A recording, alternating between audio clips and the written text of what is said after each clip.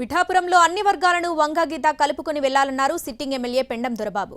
కొన్ని వర్గాల మధ్య గ్యాప్ ఉంటే వాటిని ఇన్ఛార్జ్ సరిచేయాలని సూచించారాయన. పిఠాపురం సీటు గెలవడానికి తాను పనిచేస్తానని సీఎం జగన్ కు మాట ఇచ్చానన్నారు. ప్రభుత్వం ఏర్పాటైన తర్వాత తొలి ఎమ్మెల్సీ ఇస్తామని సీఎం జగన్ హామీ ఇచ్చారంటున్న దొరబాబుతో మా ప్రతినిధి Sai Sudheer face to face. YCP serious focus పెట్టింది. పార్టీలో వర్గాలుగా ఉన్న నేతలందరినీ కలిపే ప్రయత్నం చేస్తుంది.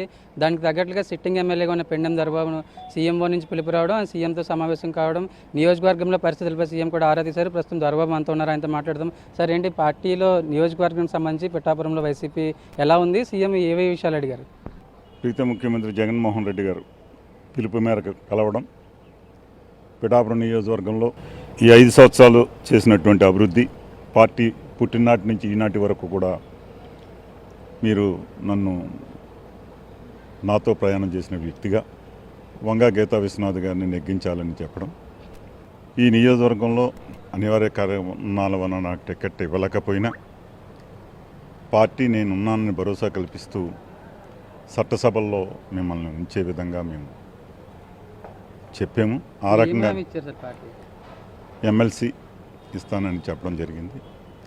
ఏది ఫస్ట్ వస్తే అది నీకు ఇవ్వడానికి అని చెప్పేసి చెప్పడం జరిగింది. పిఠాపురంలో పవన్ కళ్యాణ్ పోటీ చేస్తే అంత ఈజీగా ఉంటుంది అనుకుంటారా వైసీపీకి?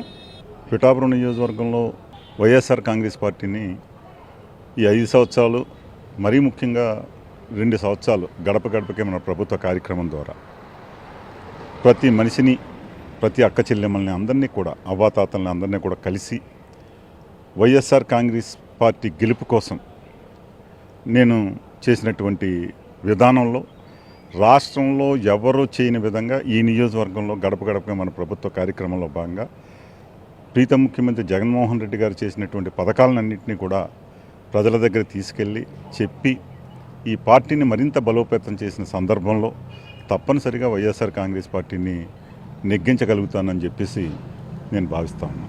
పిఠాపురంలో సిట్టింగ్ ఎమ్మెల్యే వర్గానికి, ఎమ్మెల్యే అభ్యర్థి వర్గానికి కొద్ది గ్యాప్ ఉంది. 2 వర్గాలు కలవడానికి ఆ పరిస్థితి నియోజకవర్గంలో లేదని ప్రచారం జరుగుతుంది. అది ఎట్లా? మరి వాటిని, ఆ డిస్టర్బెన్స్ని ఎలా క్లియర్ చేస్తారు? ఈ 25 సంవత్సరాల్లో ప్రతి గ్రామంలోని కూడా 2 వర్గాలు ఉన్నా కూడా 2 వర్గాలని కూడా రెండు భుజాల మీద చేసి ఇప్పటి వరకు రాజకీయ జీవనం చేసిన వ్యక్తిగా మీ అందరికీ కూడా సర్పంచ్లుగా కానీ, ఎంపీపీలుగా కానీ, జడ్పీటీసీలుగా కూడా అవకాశం వచ్చిందే అంటే పార్టీ వలన. కాబట్టి మీరు అందరూ కూడా త్రికరణ చెయ్యాలి. వీరిద్దరినీ కలిసి ప్రయాణం చేసేలో భాగంగా పోటీ చేసే క్యాండిడేట్ కూడా దీని మీద చొరవ చూపి ఇటువంటి జరగకుండా చూసుకోవాల్సిన బాధ్యత ఆమె మీద ఉంది.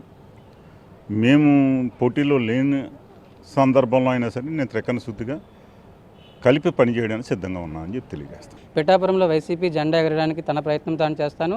పార్టీలో ఎక్కడైనా 2 వర్గాలు ఉంటాయి. ప్రస్తుతం ఉన్న వైసీపీ అభ్యర్థి ఎవరైతే ఉన్నారో ఆమె కూడా ఏదైతే గ్యాప్ ఉందో ఆ గ్యాప్ను ఫిల్ చేయడానికి తన వంతుగా ప్రయత్నం చేస్తే ఖచ్చితంగా పిఠాపురంలో వైసీపీ విజయం సాధిస్తుందని దొరబాబు చెప్తున్నారు. ప్రకాష్తో సాయి సుధీర్, ఎన్టీవీ, కాకినాడ నుంచి.